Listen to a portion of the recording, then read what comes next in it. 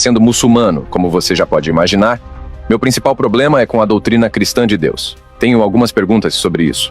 Primeiro, acho que esse conceito tem falhas lógicas. Existem várias falhas, mas uma delas é: como Deus pode ser finito e infinito ao mesmo tempo? Isso seria como dizer que existe um círculo quadrado, o que não faz sentido. Então, quando dizemos que Jesus era Deus ou Filho de Deus, estamos afirmando que Deus estava limitado no corpo de Jesus durante sua vida na Terra, mas também era infinito ao mesmo tempo. Isso parece contraditório. Entendo. Isso é uma questão comum quando falamos sobre a doutrina cristã da Trindade. Agora, do ponto de vista histórico, algo que fortalece esse argumento é o fato de que o conceito da Trindade, a palavra Trindade em si, só apareceu como termo teológico perto do final do segundo século depois de Jesus. Ela foi usada pela primeira vez como Trias por Teófilo, um bispo de Antioquia, em 180 depois de Cristo. Portanto, podemos dizer que a ideia da Trindade surgiu depois.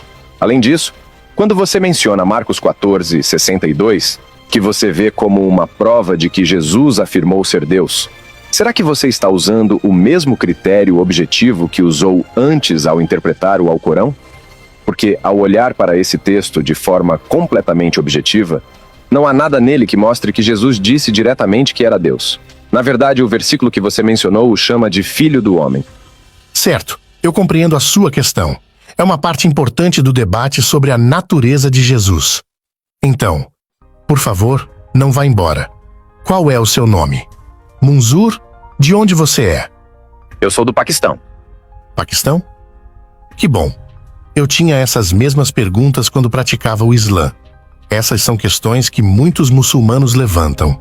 O que quero destacar é que, antes de tudo, precisamos olhar para o que Jesus disse sobre si mesmo. As discussões teológicas que surgem depois do que ele disse podem ser debatidas por anos. Mas o que ele realmente falou sobre si mesmo? Isso é o que precisamos analisar primeiro. Essa é a abordagem histórica. Teólogos podem debater isso o dia inteiro, de um lado para o outro, e eu apenas observo, porque é difícil provar de forma definitiva.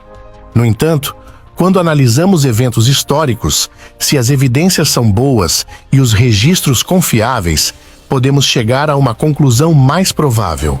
Sim, parece uma abordagem equilibrada. Primeiro, deixe-me responder e, se quiser, podemos conversar mais depois. Você está certo ao dizer que o termo Trindade não foi usado até o final do segundo século. Agora, como o conceito de Deus é chamado no Alcorão, no Islã? Tawhid. Isso está no Alcorão? Sim, claro, mas o nome que usamos é Alá.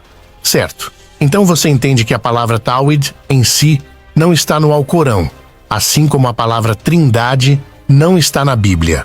Isso não é um problema. A Shahada também não está escrita diretamente no Alcorão. Os componentes da Shahada estão lá, mas não a frase completa La ilaha illa Allah Muhammadun Rasul Allah. Os componentes da Shahada estão no Alcorão e os da Trindade estão na Bíblia. A palavra Shahada aparece no Hadith, o que é bom, mas não está no Alcorão. E os Hadiths foram escritos muito tempo depois. Quando você fala da Bíblia, vemos que as primeiras tradições cristãs chamam Deus de Trindade. E isso é muito mais próximo do tempo de Jesus do que os Hadiths estão do tempo de Maomé.